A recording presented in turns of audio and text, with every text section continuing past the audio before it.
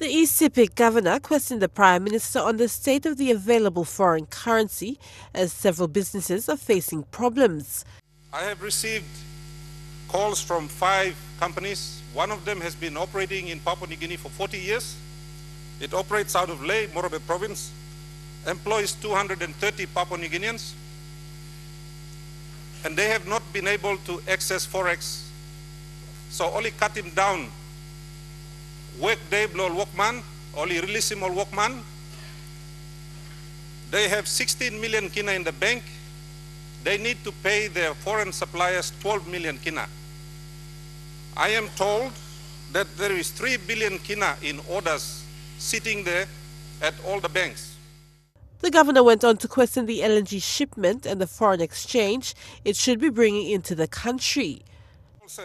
LNG project is I ship him 1 plus ship every 3 days. Now 1 plus ship, only I pay MIPLA 50 million US dollars. That's a total of $9 billion a year. Now, Mr. Speaker, you may talk planting a good policy blow government, law SME. Now, I want to know, because we have never had this problem of foreign currency shortage.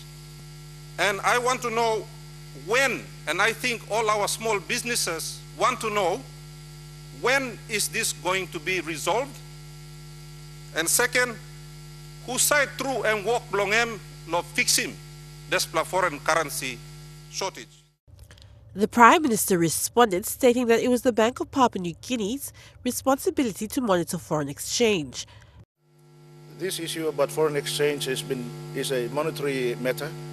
It's managed by the central bank. It's not managed by Treasury or government on foreign exchange issues. But Mr. Speaker, you know, governments in the past have allowed, when we have project management agreements, especially when it's referring to the LNG exports, and I agree entirely with him, Mr. Speaker, is that they've allowed exporters and project proponents, developers, to park all these revenues overseas. Mr. O'Neill went on to explain that developer companies were parking their foreign currencies overseas and not in PNG, resulting in a shortfall.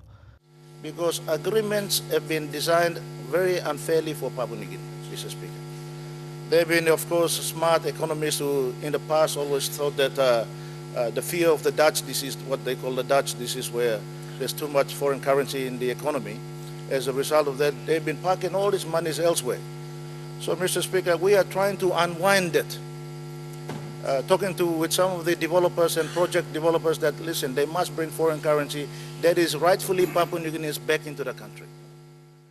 He then went on to say the government has talked to ADB and World Bank for help. With our development partners, we're getting support from ADB and the World Bank in order to meet the immediate shortage of the foreign currency very soon. Those negotiations have been finalized, and the payments, the facilities will be made available very soon to PNG, so for us to make that. Thank you, Mr. Speaker. Adelaide Sirax Kari, National, EMTV News.